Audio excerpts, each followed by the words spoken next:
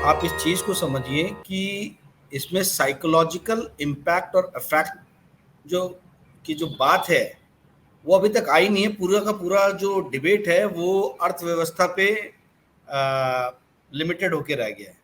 आप ये देखिए कि वो जहां बोल रहे थे वो ऑडिटोरियम में बैठे कौन लोग थे, किन लोगों को वो संबोधित कर रहे थे। और ये जो इस तरीके की बातें करना है कि भाई मैं तीसरे टर्म में मतलब 2024 में आऊंगा और थर्ड बना दूंगा, ये कुछ नहीं है। साइकोलॉजिकल वॉरफेयर का जो है ना एक तरीका है। वॉर अभी शुरू नहीं हुआ है। आप साइकोलॉजिकली जो है सामने जितने भी फंडर्स हैं इंडिया के, जो कॉर्पोरेट फंडर्स है, जो कॉर्पोरेट फंडिंग करते हैं अलग अलग पॉलिटिकल पार्टीज के, आपने उनके दिमाग में डाल दिया कि भैया आने वाला तो मैं ही हूं। अभी इंडिया बन जाए चाहे कोई भी बन जाए, आप देखिए ऑडिटोरियम में बैठा कौन है। हाँ, तो ये अर्थव्यवस्था एक पार्ट है और दूसरा पार्ट है साइकोलॉजी। ये जो पूरा का पूरा इंसिडेंट हुआ, ये चंद बड़े बैंकर्स के सामने, इंडस्ट्रियलिस्ट के सामने बैठ के आप बातें कर रहे हो इकोनॉमी की। अरे भाई, टमाटर 200 रुपए केजी ऊपर चला गया है, तुम्हारा अदरक 250 रुपए केजी चला गया है, मिर्ची 250 रुपए केजी चला गया है, धनिया मिल नहीं रहा है, सिलेंडर 1200 रुपए केजी चला गया है, पेट्रोल 100 रुपए के ऊपर चला गया है। जो भी चीजें आम आदमी, आपके मेरे जैसे लोगों के जीवन को जो चीज छूती है, वो सारी चीजें हमारी परचेजिंग पावर के पार जा रही है। तो मैं जीडीपी 8%, 10% सुन के मेरे को उसका क्या फायदा मिलने वाला है? जिनको फायदा मिलने वाला है वो उनको सुना रहे हैं। तो जो बैठे हुए थे ऑडिटोरियम में लोग, भाई यहाँ आम आदमी की बात है। एक इंडस्ट्रियलिस्ट का वोट भी एक ही है और मेरा वोट भी एक ही है, पर सिर्फ अंतर इतना है कि वो इंडस्ट्रियलिस्ट जो फंडिंग करता है इलेक्शन की, उससे आप 1 लाख लोगों तक पहुंच सकते हो। ये जो देखिए, ये पूरे गवर्नमेंट के आप मैकेनिज्म को समझिए क्या हो रहा है। मोदी जी, अच्छा उसके पहले मैं आपको, चलो अर्थव्यवस्था की बात हुई, अब चूंकि अब फाइनेंशियल रिपोर्टिंग आदमी इतने सालों से कर रहा है तो एक छोटा सा मैं वो भी आपको ये दे देता हूँ। 14 जून को फॉर्चून इंडिया में मैंने एक स्टोरी लिखा था कि कॉर्पोरेट इंडिया ने ऑल टाइम हाई प्रॉफिट बनाया। जो निफ्टी 500 कंपनीज हैं, इनका ऑल टाइम हाई प्रॉफिट बना 11.5 लाख करोड़ का।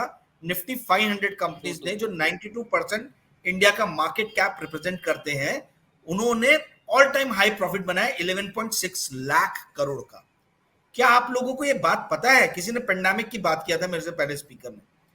पेंडेमिक के दौरान, यानी कोरोना जब आया था, जब लोग त्राहिमाम त्राहिमाम कर रहे थे और मर रहे थे इस देश में, और इंपॉर्टेंट पॉलिटिशियन इस देश के नदारत थे, उस टाइम पे कॉर्पोरेट इंडिया ने पर मतलब सीएजीआर बोलते हैं, compounded annual growth rate, CAGR, ठीक है, ये 3 साल में, यानी FY20, 21, 22, ये 3 साल में कंपाउंडेड एनुअल ग्रोथ रेट जो इन लोगों ने ये किया है, रजिस्टर किया है, दैट इज 34.3%।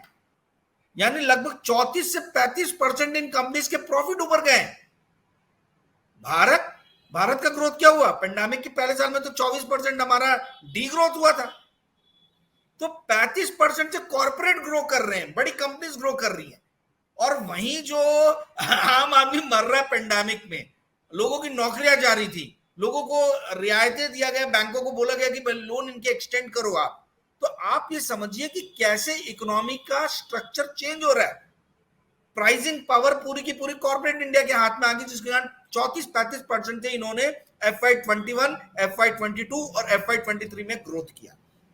ठीक है, FY18 से लेके FY23 तक जो मोदी जी का लास्ट जो साल था, यानी आफ्टर डीमोनेटाइजेशन, यानी FY18 मतलब 2017-18 से लेके FY22 यानी 2022-23 तक कॉर्पोरेट इंडिया का जो ग्रोथ हुआ है वो 17.6% हुआ है, और भारत का ग्रोथ 9-9.5% हुआ है देश का। ठीक है, ये नॉमिनल ग्रोथ है, रियल ग्रोथ नहीं है, नॉमिनल ग्रोथ, यानी इन्फ्लेशन भी इंक्लूडेड है। तो आप ये एक तरफ कॉर्पोरेट इंडिया ग्रो कर रहा है, और आप संबोधित किसको कर रहे हो ऑडिटोरियम में? कॉर्पोरेट इंडिया को। बड़े बड़े बैंकर्स बैठे हुए हैं, उनके सामने बोल रहे हो कि साहब ग्रोथ जो है इंडिया जो है थर्ड लार्जेस्ट इकोनॉमी हो जाएगी। अरे भाई, थर्ड लार्जेस्ट इकोनॉमी होने में मुझे क्या मिलेगा? एक आम आदमी का क्या फायदा होने वाला है वो मुझे समझाओ आप। ये वही कॉर्पोरेट इंडिया है जो जॉब क्रिएट नहीं कर रहा है, जो आज लोगों की जॉब्स को स्लैश कर रहा है, काट रहा है। यही कारण है कि आज अर्बन इंडिया में 10% के ऊपर जो है अनएम्प्लॉयमेंट रेट हो गया है। ये तो मतलब घोषित है, ऑफिशियल। अनऑफिशियल की तो मैं बात भी नहीं कर रहा हूं।